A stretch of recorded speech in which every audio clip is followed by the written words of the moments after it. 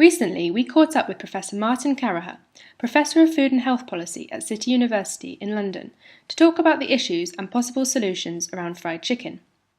Some of Martin's recent research has focused on fast food outlets, including fried chicken shops. Speaking over the phone, we asked him what they'd found.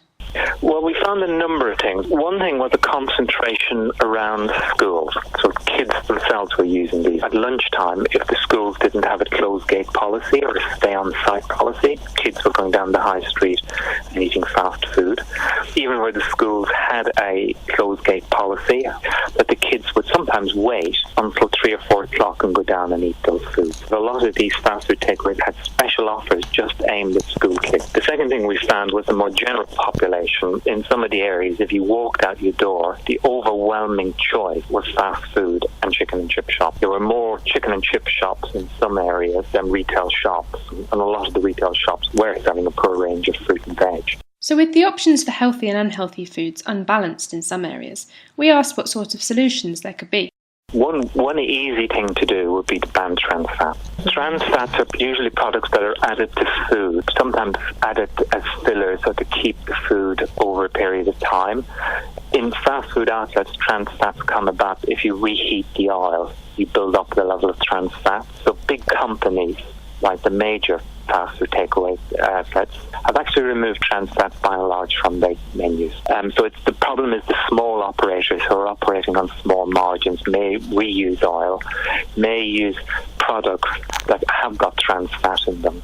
So banning trans fat, you have an immediate hit because you remove this product from the food and people don't have to make any choice. And that's happened in other countries. The scientific evidence shows that average trans fat is pretty low, but what that average hides is inequalities among certain groups. The position has been because the average is okay, we don't need to do anything. But there's a hidden inequality here. People on low incomes are consuming more than the average. The block here isn't the big food companies. There will be a problem with small operators because these people are operating on the margins. These are people often from the communities themselves, employing people in those communities, putting money back into the communities. So we have to work with them over a period of time to introduce these changes.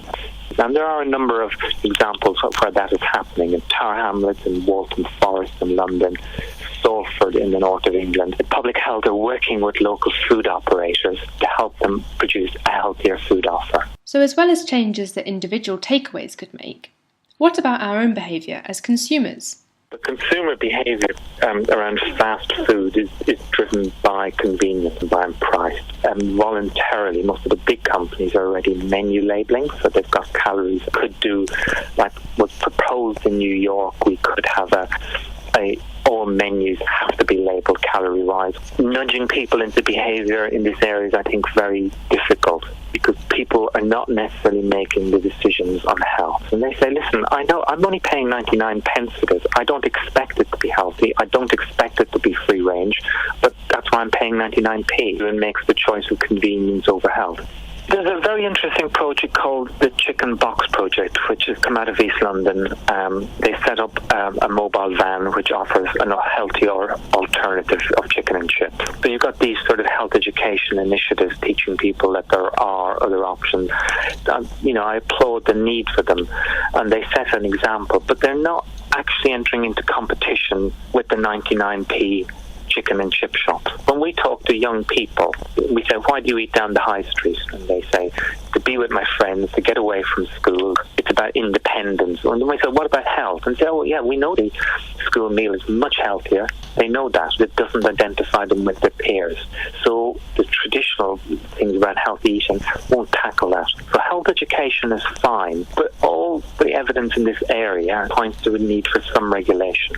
But what other sorts of regulation might help? One of the areas we can work around is limiting the number of takeaways around schools. A number of councils, including Salford, have introduced for new openings that nobody can open within 400 metres of a school. We've had some instances where companies themselves have applied for operating licences around schools and said, we will shut at lunchtime. I know a number of local councils are thinking of banning advertising. That's certainly possible. Again, it's just being done on an ad hoc basis.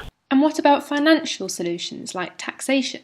You could use a sugar tax, you could use a fat tax. Evidence suggests for both of those you'd probably have to raise the prices by at least 20% to make an impact. The problem with that, we could create an inequality within those communities, so the big companies may be able to absorb some of that cost, small operators won't. What we don't want is necessarily just big companies coming in and replacing those. That's the danger of any potential taxation. The other thing we could do is look at taxation in terms of litter. I mean, there's a huge litter problem with fast food outlets. We could move the trend of eating on the street and fast food back into premises. I think that would have a major impact on health. If you introduce a taxation on waste and litter, premises might be more inclined to try and keep people on the premises. I think there's a combination of solutions needed.